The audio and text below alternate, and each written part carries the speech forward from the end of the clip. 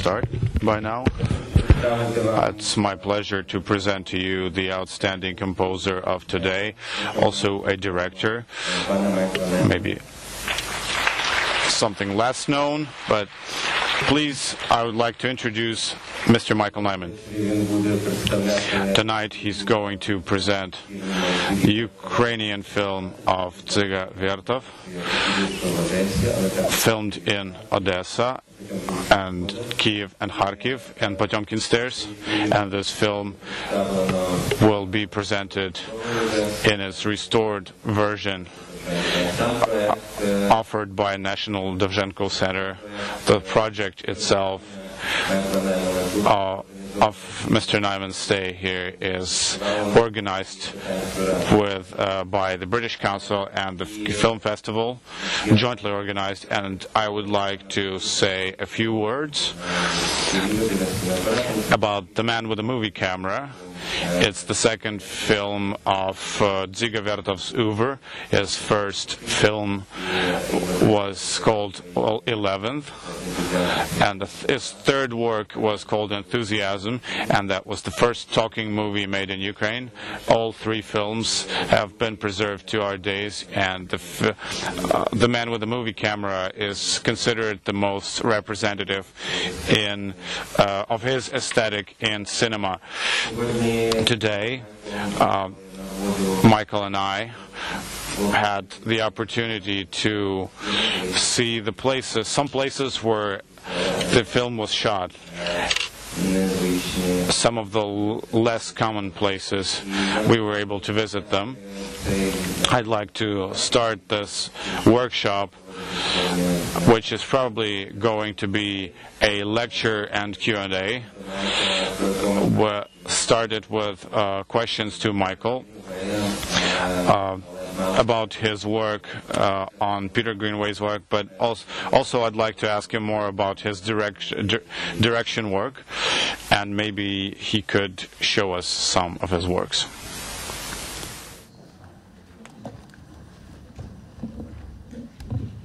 Hello. I am not going to talk about music. I am a composer, and if you come to the concert tonight, you'll hear my soundtrack to Man with a Movie Camera, which we may talk about or may not talk about. But I'm more interested in talking about the films that I've made deliberately and undeliberately over the last 10 or 15 years, and to especially, and I want to describe the kind of films I make and why I make them and where I make them. And this morning I was walking around Odessa as a kind of film tourist, and I realized that I am a member. The music that I write, I will talk about music. The music that I write is, let's say, constructivist or structuralist. I take a musical idea and I put it through processes of repetition and variation and combination. I slow things down, I change the texture. But basically, with the kind of music that I write, you can more or less predict what the narrative of the music is going to be. As a filmmaker, I realized this morning that I'm a member of a school of filmmaking that I've just given a name to, which is the accidentalist school of filmmaking. And I would like to show you part of a film that I made in Mexico City when I accidentally discovered an activity that was taking place that hadn't been organized by me, that hadn't been scripted by me, that I knew nothing about, until I walked out of my house 5 blocks down the street, and I discovered not a film being made in process, but a series of activities that I chose to make into a film, and therefore what I discovered near my house in Mexico City was a film waiting to be made. And the film consists of a single shot of the last 28 minutes, which was the length of the memory card that I was using on my camera.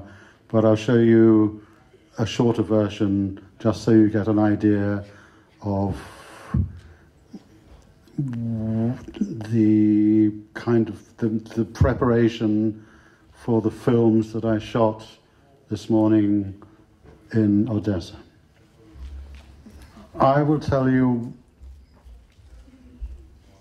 what happened this morning. But I can't show, well, theoretically, I can show you what I shot, but it's probably quite difficult. Okay, so one of my proudest achievements as a composer is not only to have worked with living directors like Peter Greenaway and Jane Campion, Michael Winterbottom and Neil Jordan, but also to have actually written soundtracks for much higher quality films by dead Russians or dead Ukrainians, I suppose. So I'm the only person to have worked with both Dziga Vertov and Eisenstein. And these two men were the giants of Soviet cinema, as you know, in the 20s. And they were deadly rivals, and they kind of each disapproved of each other's work for a lot of reasons, which I'm sure our professor here will explain. And they had different theories of montage, and they had different attitudes towards theatrical films, that is, dramatic films, like Battleship Potemkin, and documentary films like The 11th Year or Man with a Movie Camera. So I've written music for 3 Dziga Vertov films, Man with a Movie Camera, A Sixth Part of the World, and The 11th Year, which are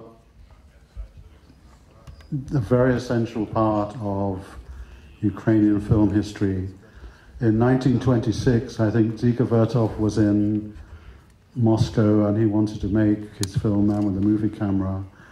And because of some official disapproval, he was told that he would not get the budget to make Man with a Movie Camera until he made 2 films in Ukraine.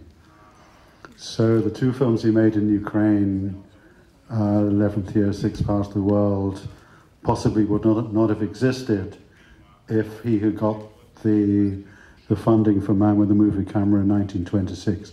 So he made those 2 films, and then in Moscow, Kiev, and Odessa, he made Man with a Movie Camera. What was I going to say? Okay, so I was invited by the film festival, International Film Festival here, to perform my soundtrack, with the film of Man with a Movie Camera tonight on the Odessa steps. And I said, well, this is very exciting, but since I've also composed a soundtrack in the last 2 or 3 years for Battleship Potemkin, it would seem much more logical on the Odessa steps to show Battleship Potemkin, but I was told that that has already been seen here. And the interesting thing about Battleship Potemkin in the West, I don't know whether it's the same here, is that in fact, I would say the Odessa Steps, the Odessa Steps sequence, I think is one of the most remarkable film sequences in the history of cinema. And for that reason, the Odessa Steps is possibly the most famous film location in the whole history of cinema. So it's a great pleasure and privilege for me to be here playing my music to a Dziga Vertov film rather than to Battleship Potemkin at the bottom of the Odessa Steps. Now there is a point to this story. I'm not just talking film history. Well, I am. So with the professor here, I suggested that this morning, when I had free time, that I spent looking at locations where Dziga Vertov had shot parts of Man with a Movie Camera here in Odessa. And first of all, I wanted to see the Odessa Steps, the location where we were playing tonight, and where obviously Eisenstein had shot that sequence.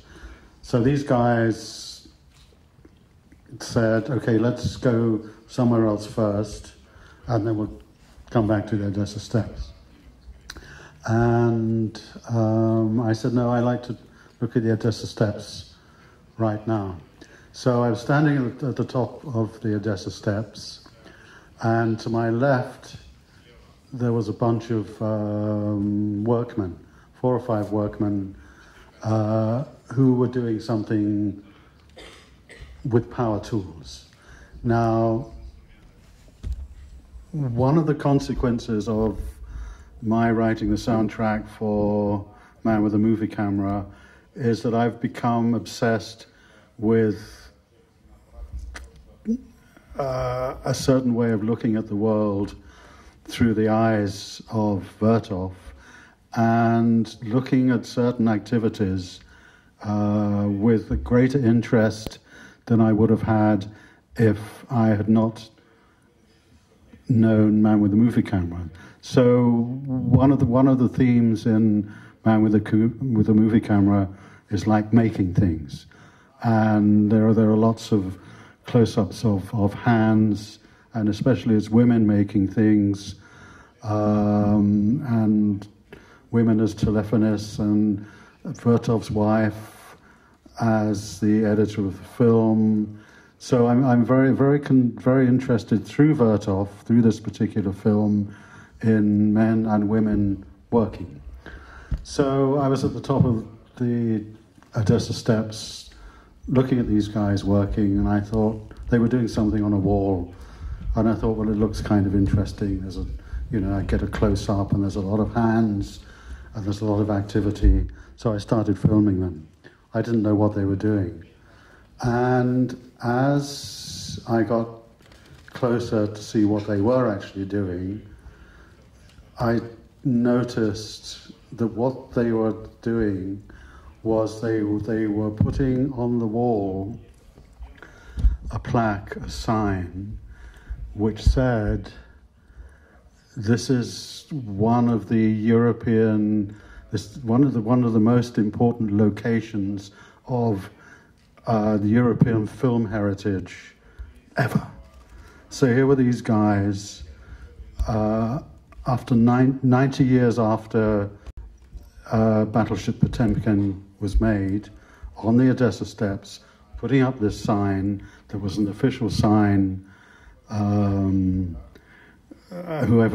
was something like the European Film Federation, and I just stood there thinking, it's taken 90 years for this sign to be put up to recognize the importance of this location.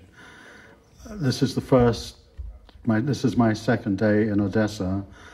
I happen to be performing a concert tonight on stage at the bottom of the Odessa Steps at this precise moment when I said to these guys, I need to be on the Odessa steps right now. These guys were putting up this sign. Now, so this is the sign that I am the sole proprietor of the Accidentalist School of Filmmaking, and the kind of symmetry and symbolism and appropriateness of this pure accident. We could have left the hotel 5 minutes later. We could have gone on a different route. I would have got to the Odessa steps tonight for the sound check, and I would have seen this sign saying, this is the most important location of European cinema. And I would have thought, well, I'm glad they've recognized it. I wonder how long that sign has been there. But because of this particular conjunction of time, place, and human beings, and my disobeying the professor here, I was the only person in the world who actually witnessed this sign being put up. And I have the whole process on film.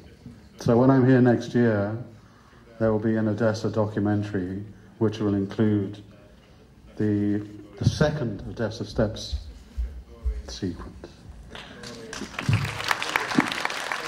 Now, the interesting thing, and this is the highest praise for Odessa, and it may sound patronizing. I live in Mexico City, and I love Mexico City because these kind of activities happen all the time. When I'm in Barcelona or Paris or Berlin or Istanbul even, these things do not happen. And now I've discovered that Odessa is the southern European Mexico City. So thank you for providing this wonderful introduction for me to Odessa. Я сказав, що сьогоднішня ваша зйомка була демонстрацією. What I had to say was that your today's filming was an excellent illustration to Vertov's theory of the film which is called All of a Sudden, and this illustrates the idea of the cinema eye, kino eye. Michael has told you about editing of Vertov's film, which was really unlike and had a real difference from Eisenstein's work, with whom, yes, there were real clashes between the two filmmakers. Interestingly, sometimes we fail to remember about the co-authors of films. Michael Kaufman, Dziga Vertov's brother, was a co-author in many of his films. He did not only make The Man with the Movie Theatre, but he was also an actor. There were a lot of scenes in which he featured. And it has to be pointed out that Vertov and Eisenstein, and Vertov with his own brother, after the filming of Man with the Movie Camera, had a great clash, a great scandal. This was the last film they made together, after having worked more than 6 years previously. And the conflict ensued because Michael Kaufman supported the criticism, the formalist criticism of Dziga Vertov's work, which had been going on around his works, that Viktor Shklovsky was particularly efficient in developing, and by supporting this criticism, he uproared Dziga Vertov, and he wanted to make his own film that would correspond to some theoretic principles of cinema eye, kino oko, and in his own manner would show how he interpreted this theory. And when he was talking, Dziga Vertov was talking about the beautiful portraits of men, women, in The Man with the Movie Camera. Mikhail Kaufman, the brother, took this principle as the background and as the foreground one, and he made his work based on more humanistic principle. And nowadays they keep talking about such a terminology word, that Dziga Vertov's works were anti-humanist, because he was so much carried away by machinery, and he was more into selecting such elements for his own film that would create the rhythm in his movies. And Mikhail Kaufman did not encourage this very much, and in his own film, which he also made in Ukraine in spring that year, he made it and constructed it more on portrayals of people. And once again, he was accused of biologism. This was the terminology accusation which was put against even Dovzhenko in relation to some of the film directors who wanted to portray behavior of people, nature in lives of the people.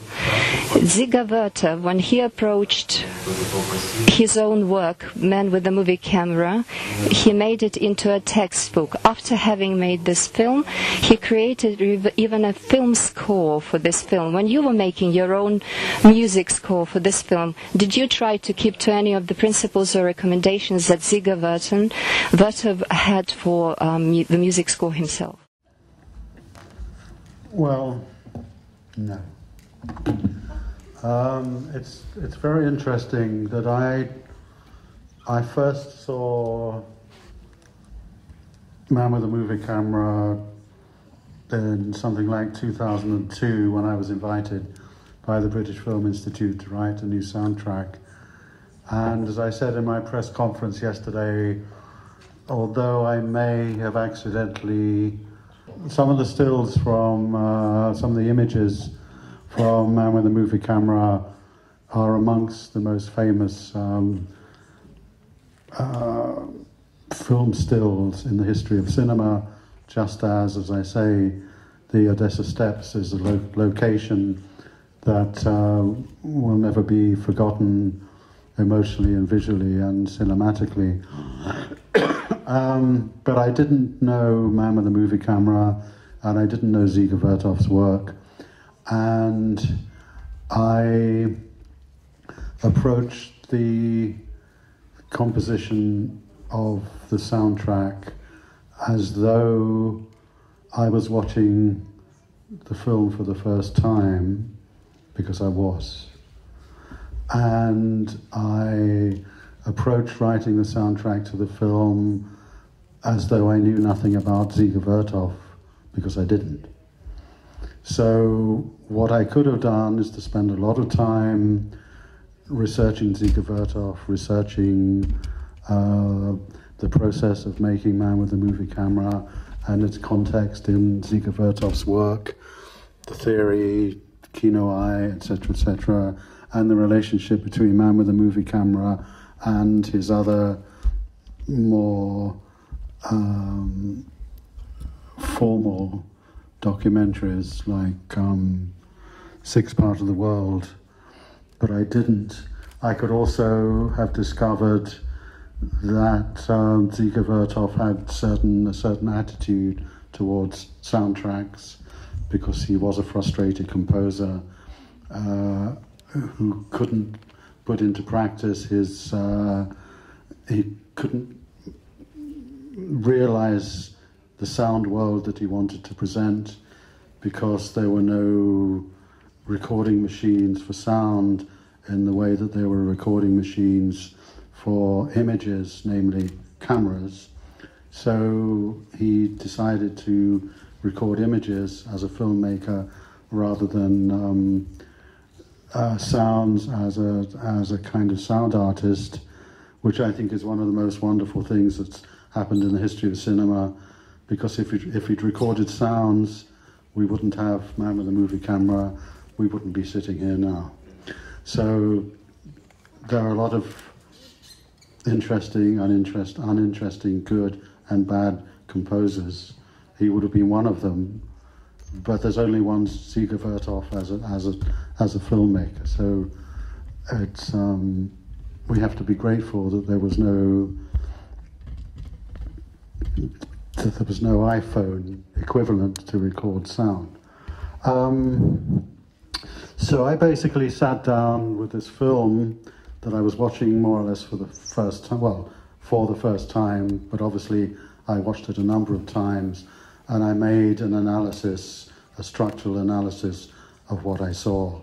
So I kind of divided the film up into chapters, and and wrote a kind of a music that represented these particular chapters. Now, the interesting thing about Man with a Movie Camera, as you'll see tonight, is that although in one of these chapters there is a kind of dominant image, you know, the image may be of trams in the streets here in Odessa, or a sequence of upper-class people driving around in horse-drawn carriages going to a hotel, or there will be a sequence of coal mining. Dziga Vertov's way of actually assembling all these images was very mercurial, and a sequence which I would define as such and such, with such and such a title, would also contain within it maybe 50 other images which weren't part of the theme that I had decided was the subject of the narrative. So basically the music is simpler than the film. So the music is what I just described as musical ideas which have their own profile and which repeat over a period of time. And over the images, the Vertov images over, you know, a 3-minute sequence of music could be 30 or could be 3 or could be 100. So what the music does is to kind of underpin this very elusive, scattered narrative, and to create a dynamic. There's a lot of motion in Vertov's film. There are trains, and there are buses, and there's work, and etc., etc. And then especially at the beginning of the film, there are sequences which are much more reflective. For instance, Moscow being asleep, for instance, where the music is more conventional and more reflective of the mood of the images. Okay, so the film you would be seeing is, as I say, a film that I shot in Mexico City when one Sunday morning in a large square near my house, I discovered that there was a strange photo shoot going on. I think it was organized by a camera club. So there were amateur photographers who were photographing a series of scenes with about 20 models, and these were not professional models, and they were not professional photographers, and these were models who may have come out of art schools or maybe have been found on the street, and who were not necessarily very, very skilled as models. Some were more skilled than others. So basically over this period of this 28-minute period, I was just like a little boy in a kind of sweet shop, and I just kind of filmed everything I could see. And the fact that this film, if you ever could see it, consists of one single shot, basically is also about me as a filmmaker. You can tell that when one image or one activity ends, I'm looking for the next one. So there are kind of slightly blank moments when I'm trying to find the next image to capture.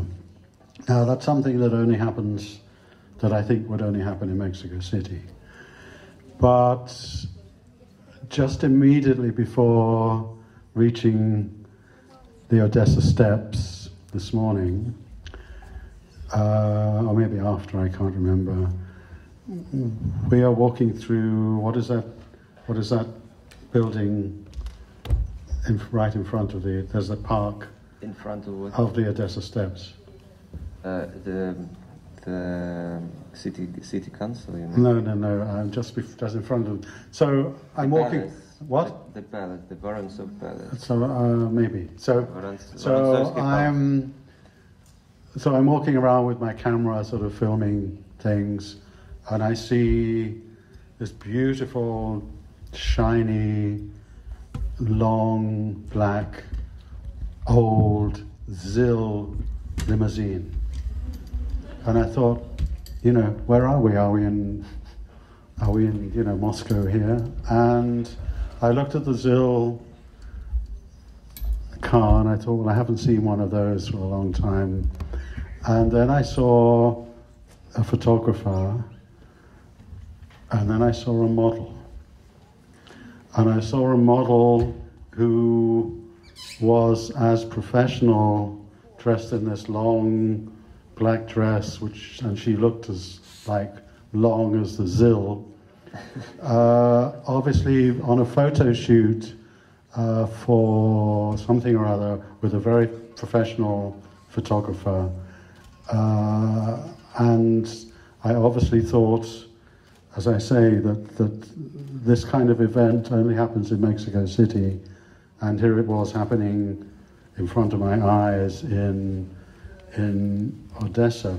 So cinema, the kind of films I make that I think are very much influenced by the openness of the eye and curiosity of Dziga Vertov, and his deliberate absence of acting and lighting and apparently anything artificial, which makes Man with a Movie Camera the opposite of the Odessa Steppe sequence, for instance, in Potemkin, because Potemkin was scripted, acted, shot from many different angles, etc., and is a kind of visual artifact that would not have been found, that wouldn't have found its way into a Dziga Vertov film.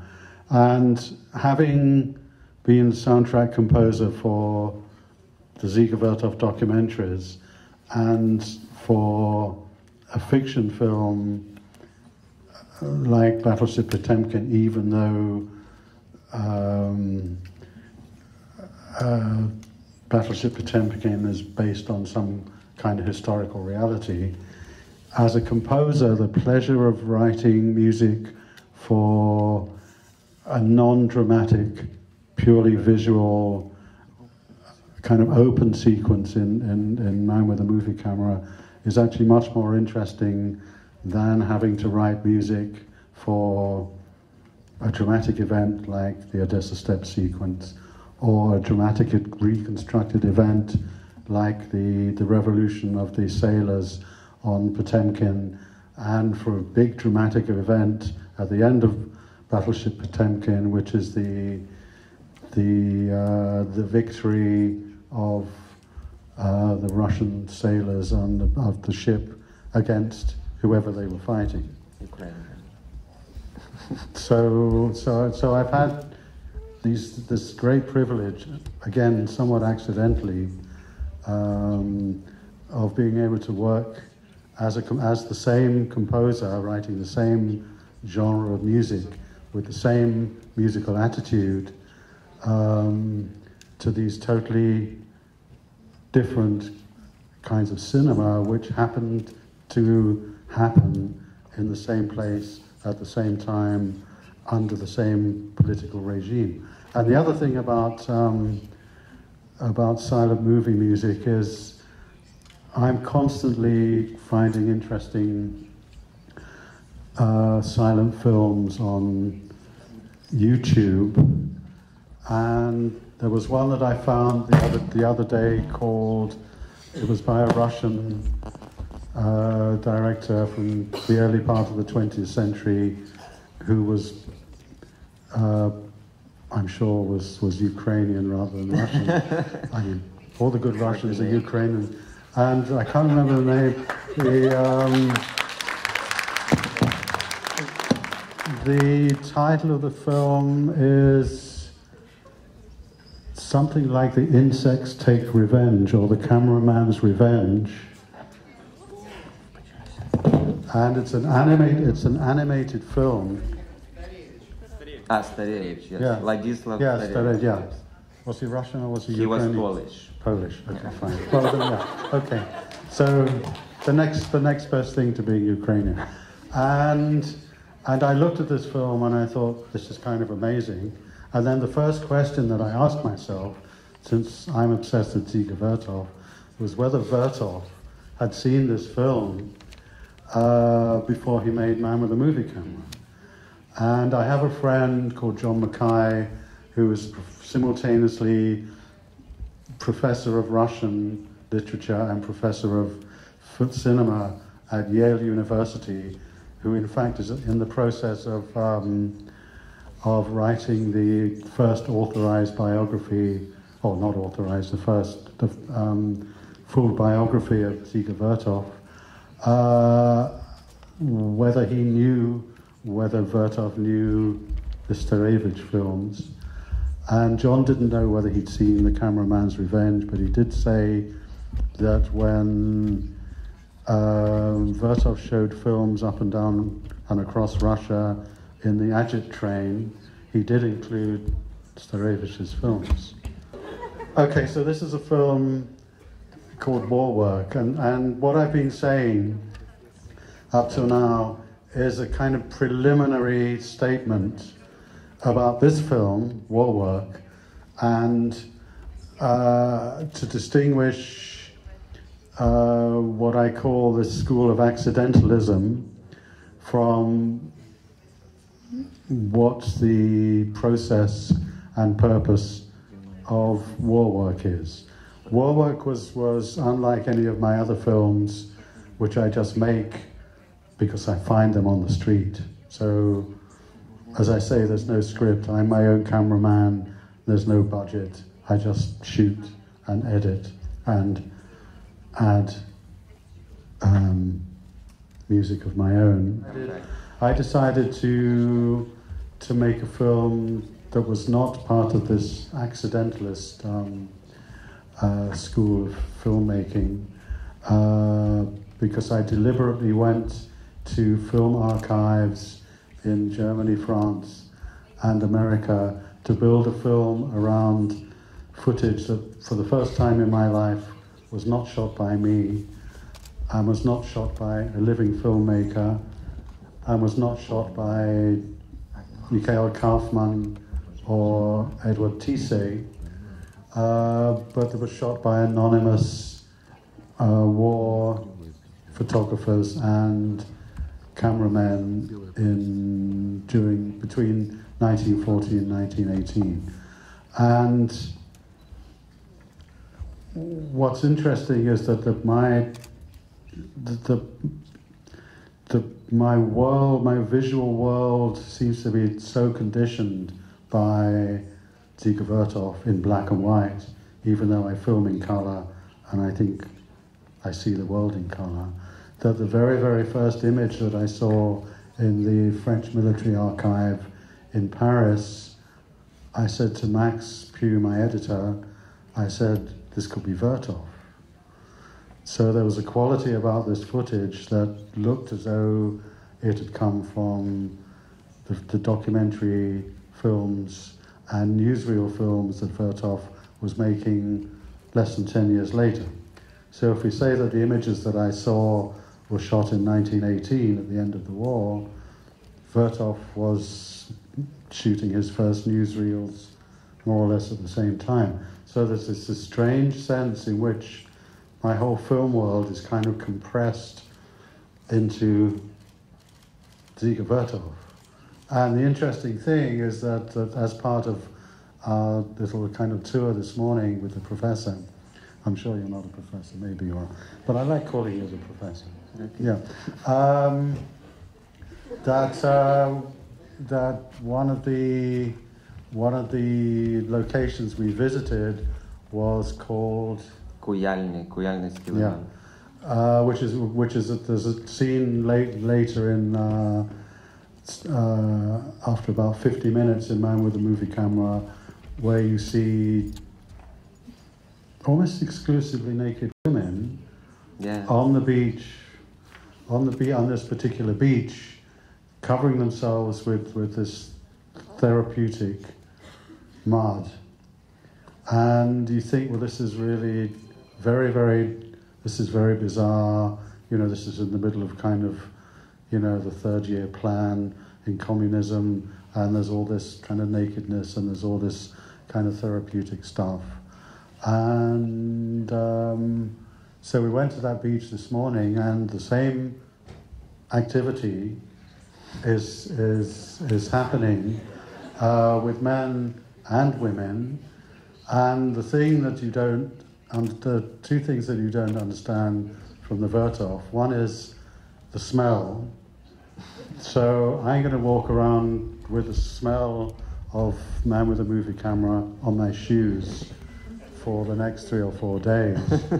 And the other thing is that it induced me to start a series of films called Look Behind You, because what you see in the Vertov is you see the sea and you see the beach, and what you don't see, and I don't think he wants you to see it, or maybe he wants you to read about it, the fact that behind this scene on the beach, which looks kind of totally independent and totally self-supporting, you've got therapeutic hospitals. So it's kind of an interesting lesson for me that with my cinema of accidentalism, it's very important as part of the process to show where these images are occurring, to show what is behind the scenes, as well as what you want to show in front of the lens. So that's today's lesson. And the second lesson is, do we actually have? When you were filming, you were doing this film, which is basically editing, you worked with some very original content, and it was very unique, and not only in the artistic point of view, but also in culturological point of view, showing that in 100 years nobody cares about the reason for the war, but the only thing that remains is the existence of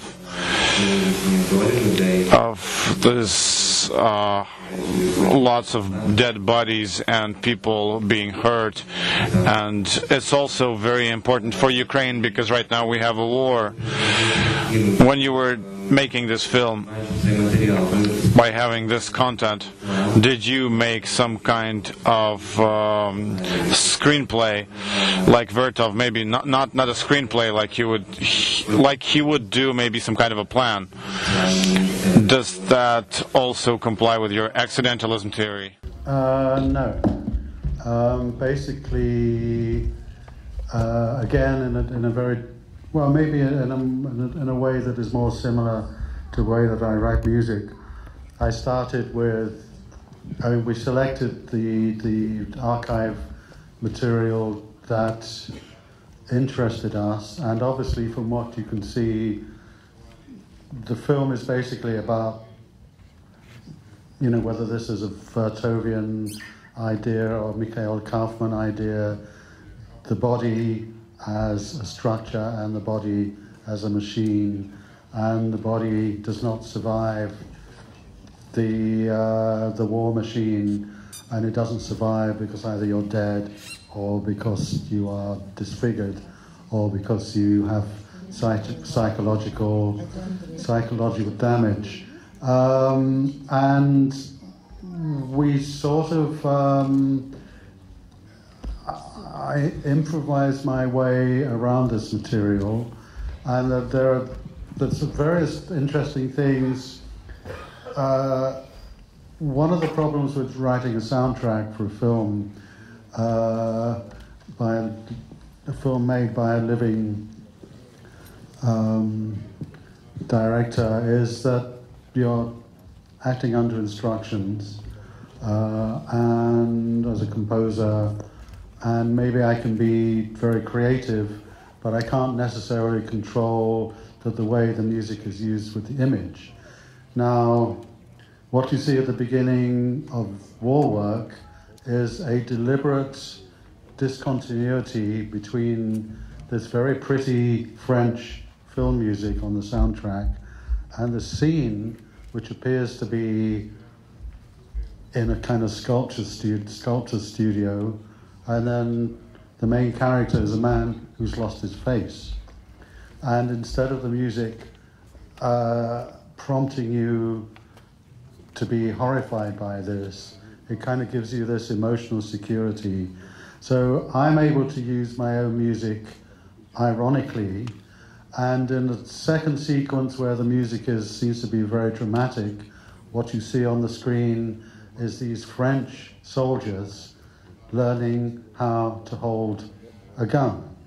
And it has, I mean, this is basically, I mean, the subtitle for this film could be The Dance of Death, because I think if you're in a situation when you're defending yourself or you're killing somebody else, the particular etiquette of how you hold the gun, and there's a later sequence where the soldier has his feet, the position of his feet changed in order that he can kill someone more efficiently. And also the scenes of the preparation for war. So you see all these French guys in their beautiful white vests, as though they're just going to go to the Olympics or going to go to a kind of sports day. So there is this deliberate irony between preparation and effect. There's a deliberate irony between certain musical moments and certain things that you see on the screen. But this was kind of improvised. And at one point, I said to Max, my editor, I'm sort of fed up with black and white images. So I then decided to find images of that avant-garde painters were producing during the war. So that's the reason why you see that the first image of that futurist painting. And of course, this whole film is also connected with art movements. You know, the futurist Marinetti saw war as being the kind of greatest glory and something to be proposed and supported in art, in painting, and in poetry. And I'm sort of constantly re-editing this film and adding new images. And 2 weeks ago, I was in Milan, and there was an exhibition of Italian painting from the First World War, and I filmed a lot of images which have subsequently been added to this edit, which really is the final edit. And there was a book, a catalogue that I bought, which was something like the history of filmmaking and photography during the First World War. And the very last image in this catalogue was of an image of Italian soldiers, Italian prisoners of war, who had been captured either by the Austrians or the Germans and were put into an institution that was actually called a concentration camp. So you see these more or less naked Italian soldiers, totally emaciated, just you see the bones, and you think, well, this is the Second World War, this is Auschwitz, this is also Srebrenica. So basically, there will be a lot of connections between the war that's, being posed on Ukraine now, but as a kind of analogy, as a kind of awareness of the fact that it's still going on, and ISIS is still.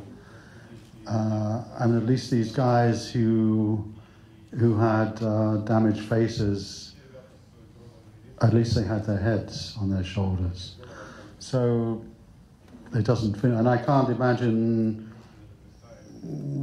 I've been here for one day, and I can't imagine the impact of something like that. A film like this has on you, who, I mean, I don't know whether this is actually a war zone or not. You know, I mean, in theory it's a war, but I don't feel that I'm in a war zone. But I mean, mentally and politically, this is a war zone. So it sort of covers all those things and also makes has its own kind of perverse and perverted logic. And in a way, I wish I could show this film tonight rather than Man with a Movie Camera, because you can all go home and watch Man with Movie Camera on Netflix or on DVD. But war work is something that kind of has to be experienced. And I think one of the best places to experience it is the bottom of the Odessa Steppes. But maybe next year. Питання, будь ласка. Так, будь ласка.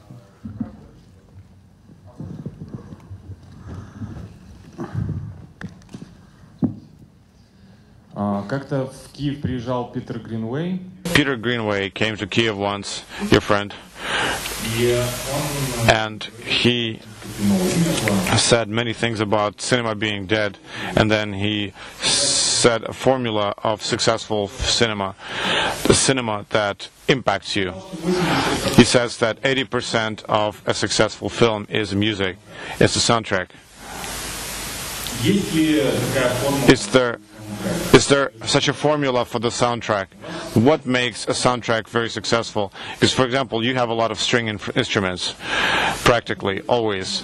Maybe it's the strings, maybe it's something else. Thank you. Well, he never said that to me. And you see, yeah, well, thank you. And he's not my friend, and we haven't worked together for 24 years, but you see, anyone that stands on a stage in Kiev, or I've heard the same lecture in Venice, who says the cinema is dead and cinema was killed with the invention of the remote control, the remote control is, why the fuck are you still making films?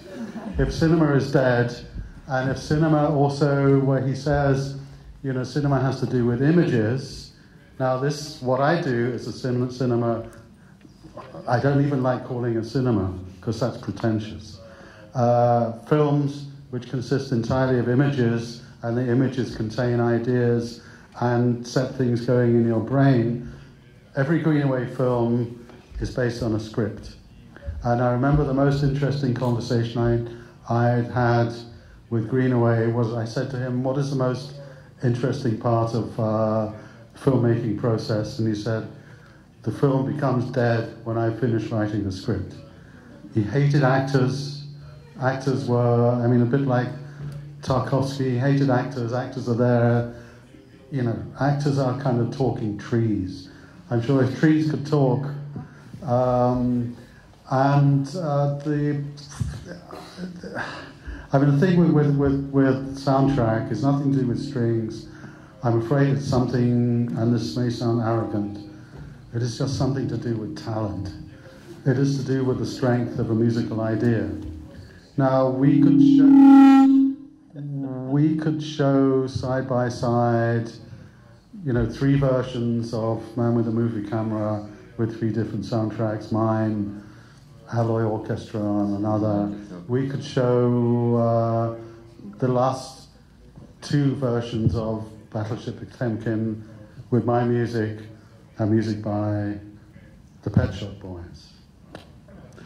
Now, I think there is something that is quintessentially wrong with pop music and silent movies. It just cannot ever work.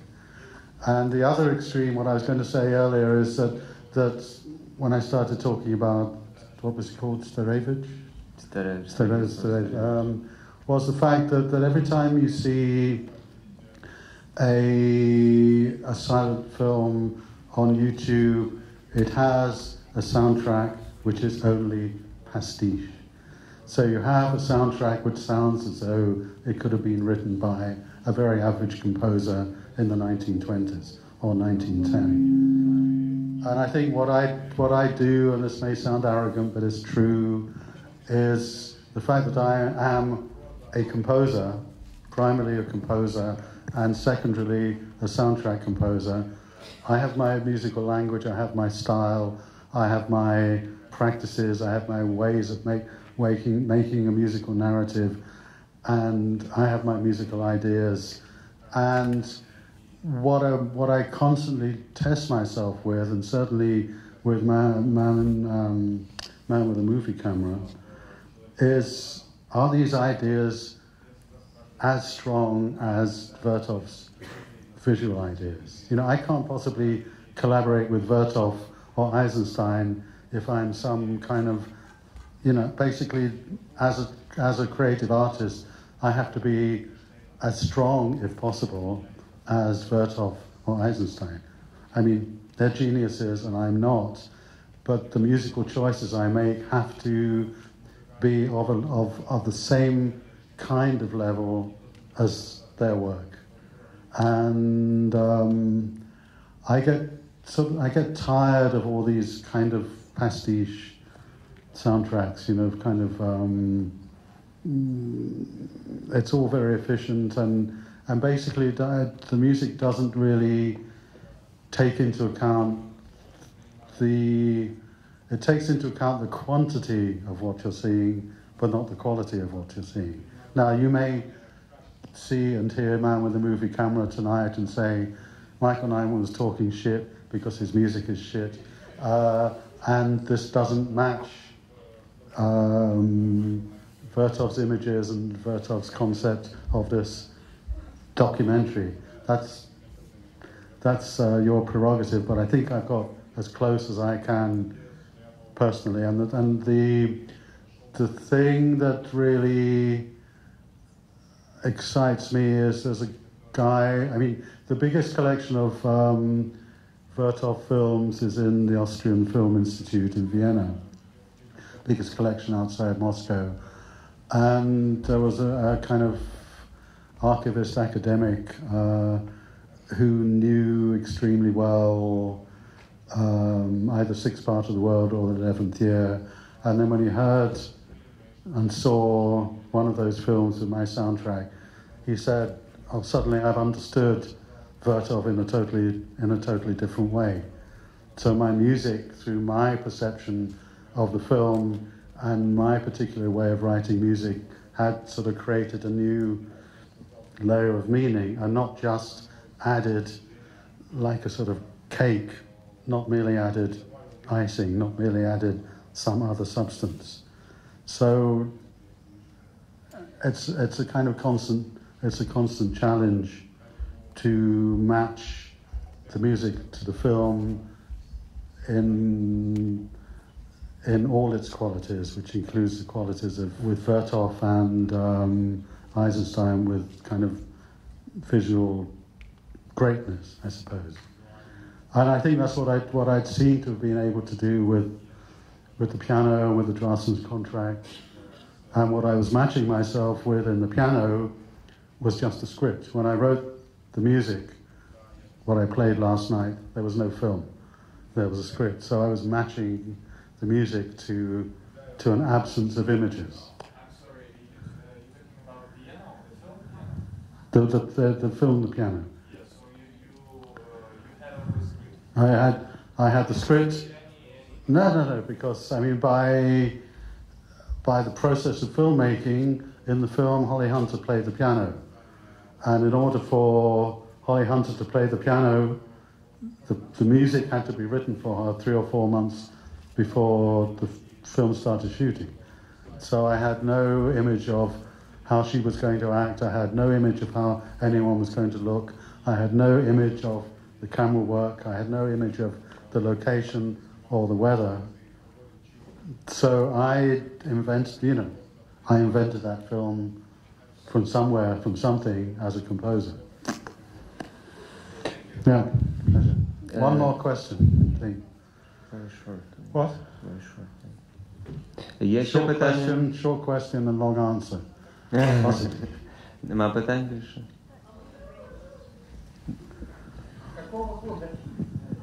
Який фільм? Людина скине цей фільм?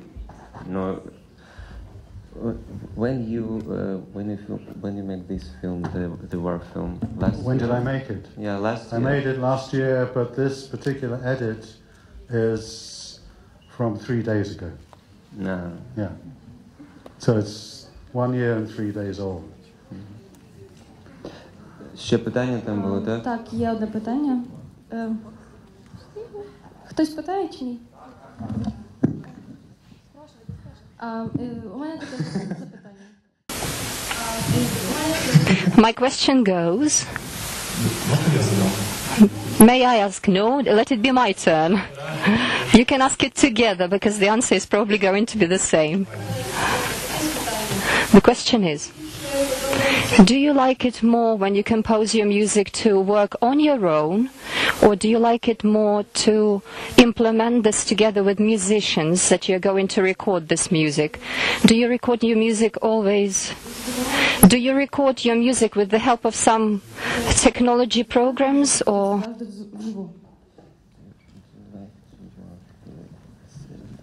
By yourself only, or Техническая какая-то невестка, I'm ever so sorry. When, Do you record your music on your own on the piano, or do you need the assistance and help of the musicians, the symphonic, probably orchestral musicians that you're going to record? Yeah, basically I write on the piano, and what I play to the director is on piano and sometimes on kind of sampled instruments. But it's very difficult. I would hate to be a film director. In the first place, I've spent 3 years making a film, and it has its logic, and it looks the way you want it to look, and you've cast it, and you've lit it, and the script says what it says, and then suddenly, on top of this thing that is more or less complete, you have to acknowledge that it's not complete, because you have to ask an artist from a totally different discipline who expresses the world in a totally different genre, namely sound, to add a layer, to add something new. Something new that on the one hand is independent and on the other hand is dependent. And I think it's a miracle. I mean, every composer that you've talked to, whether it's Morricone or Phil Glass or me or possibly John Williams and Alex North, have written soundtracks for films that have been rejected. The most famous rejection is Alex North music being rejected by Stanley Kubrick for 2001. And Morricone has had soundtracks rejected. I've had a lot of soundtracks rejected. So it's a miracle that that the music actually happens, and that the director thinks that the music is suitable for the film. But it's a very insecure profession. And on the one hand, you get a high, so that with me, like the piano and especially the Draftsman's contract, I was able to write the music that I wanted, that expressed what I wanted to express as a composer, and that also pleased the director, and that also worked with the film. So basically, there are the three things: the independence of the composer, the satisfying of the director, and the increasing of the value of the film. It's kind of hard.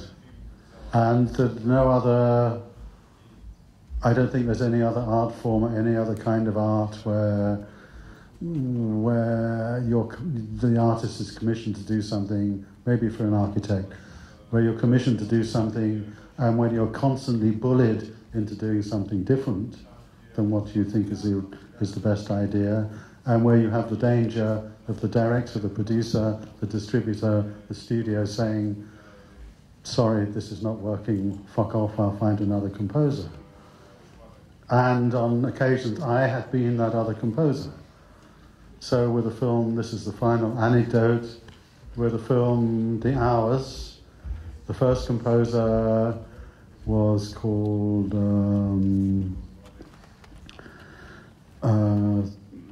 was called Stephen something or other, who worked with Stephen Daldry, the director, in the theatre.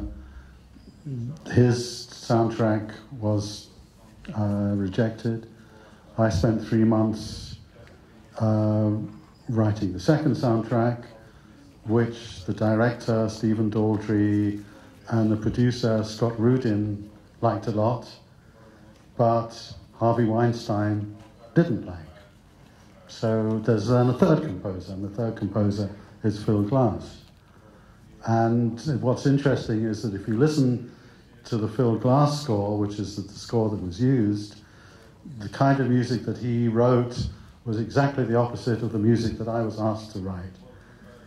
And I heard a story, I did an interview with a Polish journalist once, and he kind of gave me the interesting information that they hated the Phil Glass score as well, and would have found a fourth composer, except they had a release schedule. And they had to stick to the release schedule, so they had to stick with the Phil Glass score. Thank you very much for your attention. Thank you.